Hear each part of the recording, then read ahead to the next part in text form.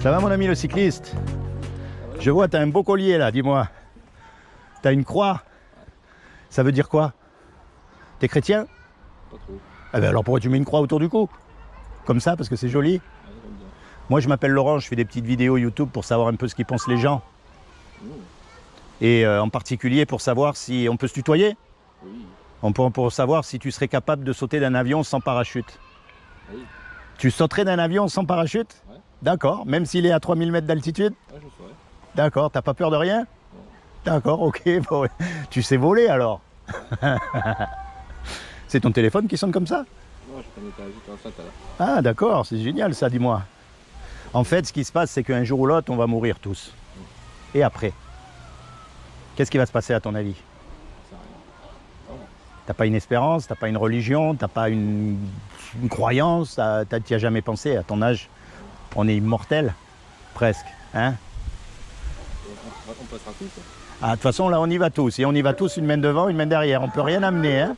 On est d'accord? Ouais. Ni le carnet de chèques, ni rien du tout. On peut pas amener ni le vélo, ni la voiture, que dalle. Tu vois, il y a marqué qu'il est donné à l'homme de mourir une fois. Après quoi vient le jugement. Et le jour du jugement dernier, quand toutes nos actions cachées seront exposées comme preuve de notre culpabilité, alors ce jour-là, on sera déclaré coupable. Et la condamnation, c'est l'enfer pour l'éternité. Ça, c'est ce qu'on mérite tous. C'est là où on va tous, parce qu'on va tous mourir. Tu crois en Dieu quand même? Un peu, un peu trop. C'est facile à prouver que Dieu existe. C'est très facile. Donne-moi ton téléphone. Tu vas voir. N'ayez pas peur, je cours pas vite. Regarde, par exemple. Tu vas voir. Regarde bien le téléphone. Oui. Regarde bien. Quelle est la preuve qu'il y a quelqu'un qui a fabriqué ce téléphone? C'est le téléphone lui-même. Ah non, c'est chiant. Oui. Les Chinois, peu importe, mais il y a quelqu'un qui l'a fabriqué. Ouais. Imagine, je te dise, le téléphone, il s'est fait tout seul. Ouais. Tu vas me dire, non, ça va pas. Il y a forcément quelqu'un qui l'a fait, puisqu'il y a un téléphone. D'accord? Ben maintenant, tu regardes autour de toi, la nature, les étoiles, toi. Puisqu'il y a quelque chose, il y a forcément quelqu'un ou une intelligence derrière ce quelque chose. En plus, tout est réglé comme une horloge. Tu sais bien qu'un platane, il ne se transformera jamais en marguerite. Et qu'un homme, il ne se transformera jamais en rat. C'est vrai. C'est cette intelligence-là qu'on appelle Dieu, ce Dieu créateur. Il ne faut pas mélanger avec les religions. Les religions, c'est des hommes qui ont utilisé Dieu, qui se le sont accaparés, qui ont dit à tout le monde qu'ils en étaient les représentants pour dominer sur d'autres hommes. Mais ça, c'est pas bon. Maintenant qu'il y a un Dieu, c'est obligé, puisqu'il y a une création, il y a un créateur. Eh bien, c'est ce Dieu-là qu'on appelle le créateur. Ou alors, c'est ce créateur qu'on appelle Dieu, comme tu veux. Et il a fait des lois. Tu connais la loi de la pesanteur? La loi de la pesanteur qui fait qu'un avion, ça peut voler. La loi de... Il y a plein de lois qui régissent le monde. De l'aérodynamique. Pour qu'une voiture elle aille vite. Si tu prends une tomate ici, elle ne peut pas pousser au pôle Nord. Tout est régi par des lois. Ben, il y a aussi une loi morale.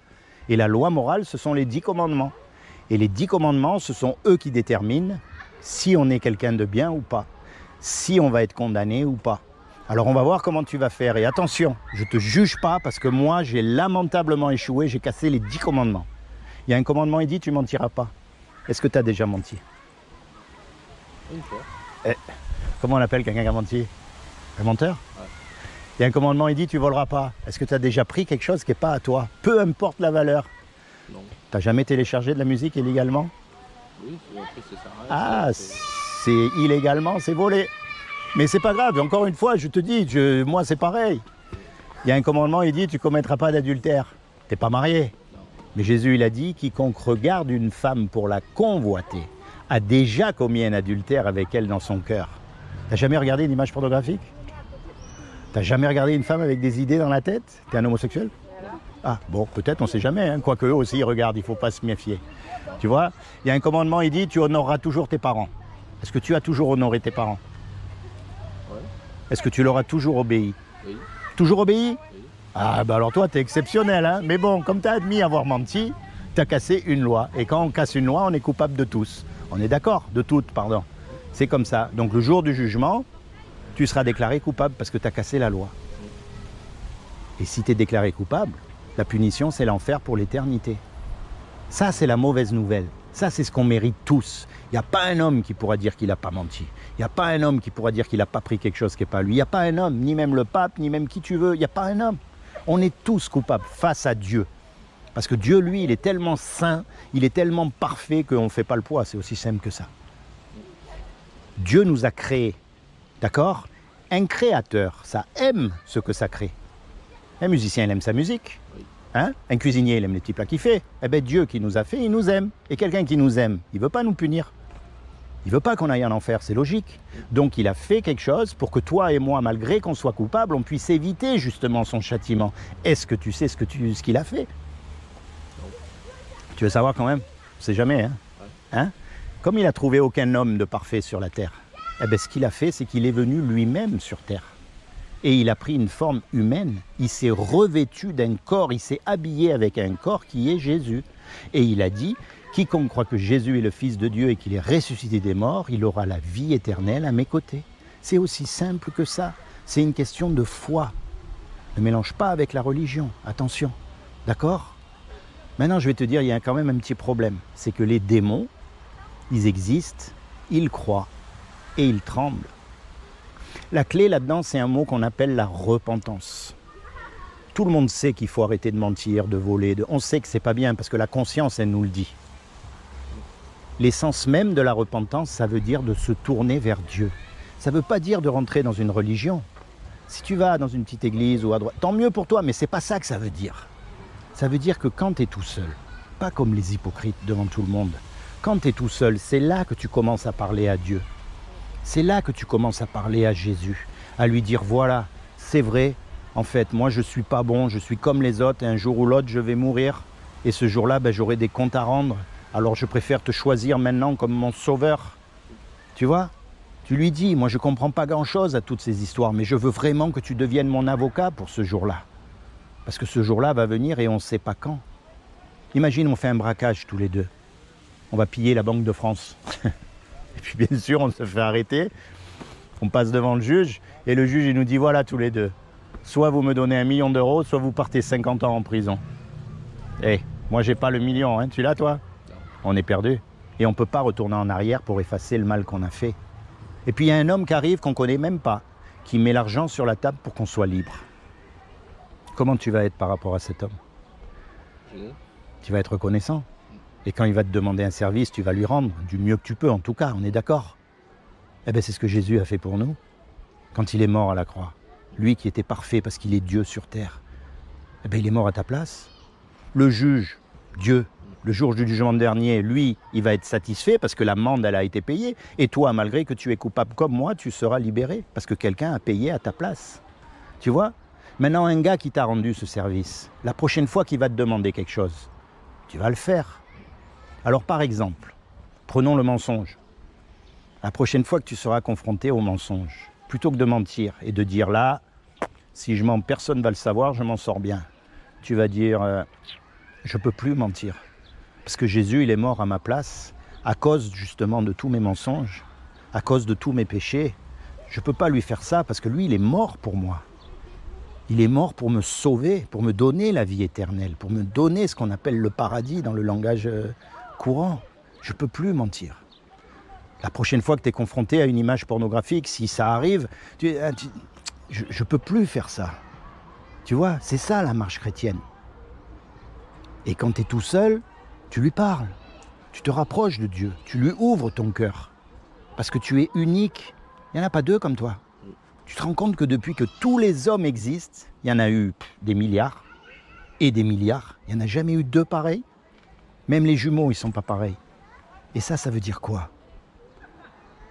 Tu sais ce que c'est la religion? C'est des robots.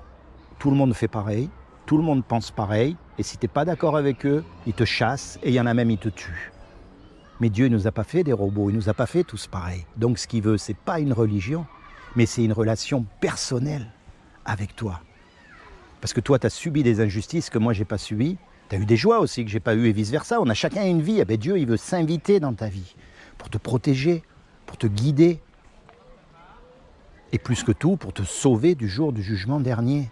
Et tout ce que tu as à faire, c'est à accepter ce qu'il a fait déjà pour toi. Tu as une Bible à la maison? Non. La Bible, c'est la parole de Dieu. C'est là que tu apprends à connaître Dieu, à connaître ce qu'il veut pour toi, à connaître ce qu'il faut faire, ce qu'il ne faut pas faire. D'accord? Et moi, je t'encourage à lire la Bible.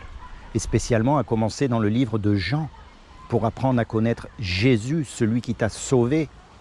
Pas le Jésus des catholiques, des mormons, des témoins de Jéhovah, des protestants, des tout ça. Non, le Jésus de la Bible, ton Jésus. Tu lis ce livre et tu le lis de façon à, tu vois, pas comme un roman vite fait, non, tu penses, tu t'imagines les choses comme c'était à l'époque, tu dis est-ce que tu essayes de me dire quelque chose, tu commences à avoir un dialogue, tu vois, et tu avances. Tu n'es pas obligé de rentrer dans les ordres, ça c'est une invention des hommes. Non, mais par contre je te conseille de marcher avec Dieu tous les jours de ta vie.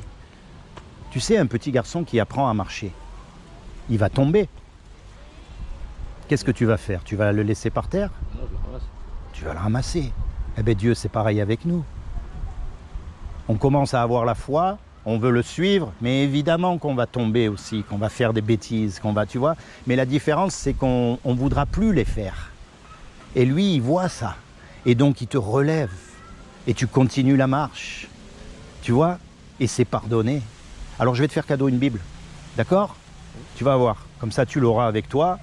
Et tous les jours, mon conseil, c'est que tu lises un petit peu. Comme tu veux.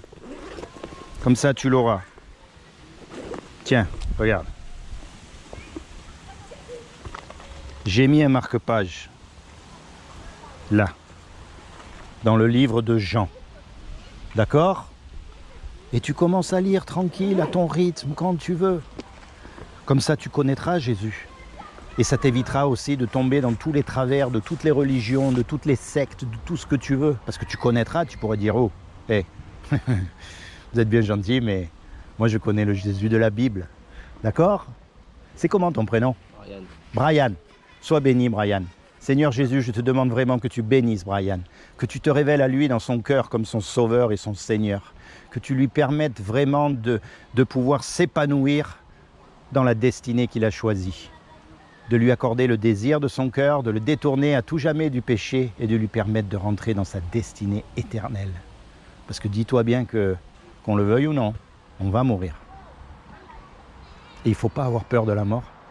Oh, j'ai pas peur. Quand tu sais où tu vas, tu n'as plus aucune raison d'avoir peur. Encore moins. Tu vois? Ok?